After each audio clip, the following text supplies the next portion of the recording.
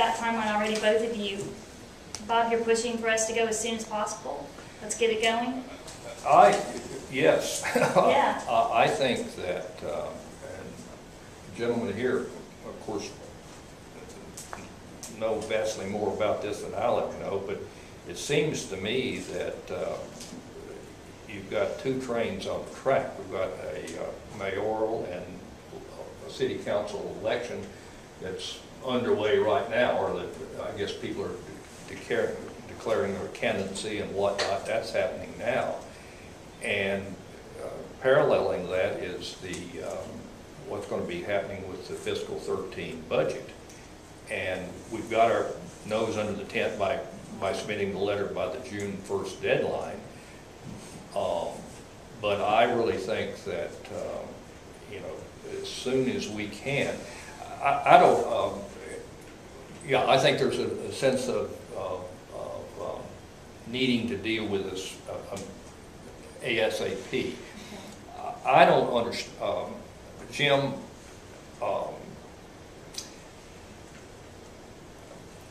I'm a little bit scratching my head about this grand presentation, all right, before the special meeting of the city council. I brought from the other night from the Financial Advisory Committee this report on energy savings, public record. It's, you know, here's one page that was distributed to the Financial Advisory Committee, 1, 2, 3, 4. That's it. I mean, it's straightforward, it's factual. There it is. I sort of envision a report something like that. I do for the financial aspect of it, our financial report. The first initial presentation that I'm advocating is going to explain what we're doing as a group, what we have done, what we've seen. It's not going to be as cut and dried as our secondary. More important, you know, to me, I think this presentation is more important to get our message out to the community, to let them know what we're asking for, why we're asking for it, and to show the council members. Karen, I don't know what you will have to say after 10 minutes at the podium. If you're organized, if you got the PowerPoint, I don't know what there's going to be to say. Now, we could write a dissertation and we can, you know, I guess write a movie script here, but I just don't know what, I don't, you're envisioning a grand presentation. I don't see it. I can see a presentation, but I think it needs to be. It doesn't have to be long. I think too. If it's a call meeting of the city council, you're going to do all of this for 10 minutes? Well, I think the information we gleaned from the schools is going to take more than 10 minutes to present, and that's not even going to get into the financials. And you know, I think again back to our obligation. I think we need to make people in this community aware that our schools have a lot of needs, and if they're going to want to see our schools improve and move forward, then they need to hear what kind of shape they're in.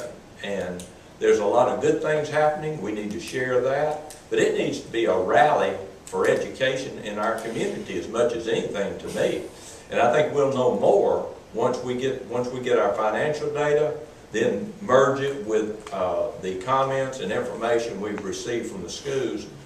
It may be that 10 or 15 minutes, but I don't think we know that until we put all that together. Well, I don't think grand necessarily means hours and time. I think we have to define what grand means to us, and I agree with you, Henry. I think a lot of people, I think some people in our community really truly don't understand the dire situation of our schools.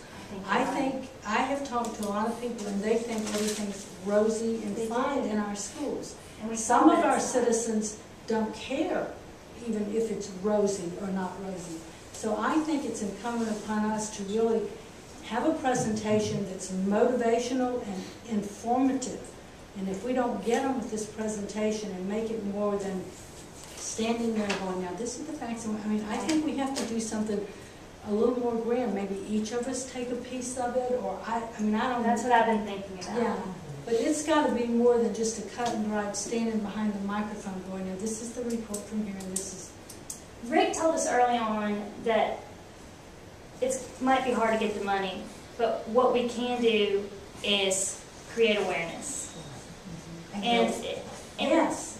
that's what we need to do. Yes. I think we need to raise the issue of priorities too. I think this will rank as a priority. Now, how that we don't make the decision on the funding. No. And in that process, though, if we can somehow move up a few notches on the priority, then your chances of getting the funding support will be broad. And I think, I don't like the word grand at all in the presentation, but I think it's got to be impactful. Yeah. And in that process, I think the two things happen. Number one, I think Bob is absolutely right. You got to put the crisp statement down there, which means you probably have to be re-edited numerous times till you think you got it and then do it again and you get it right. That's important. Number two, though, is the fact that this initiative with the broader community groups, and I think that's where, for a whole lot of reasons, these are elected officials, and when they see the consensus support in the broader community for the message that we're saying about the priorities, I think that is a very effective way to say that this is more than just our voice. Right. And that's pretty much, once you've said that, I think you're pretty close to getting the message across. You don't have to say anything else.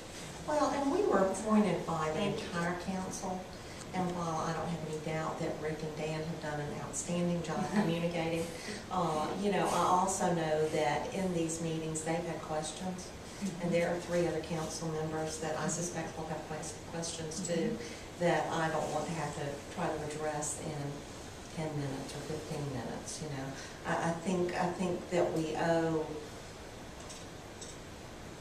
them, the council, the courtesy of giving them our time, and vice versa, to really discuss this and let them know what we found in all of this.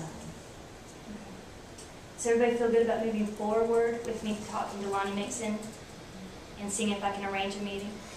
Is that good? All right, so old business, Educational Summit Committee.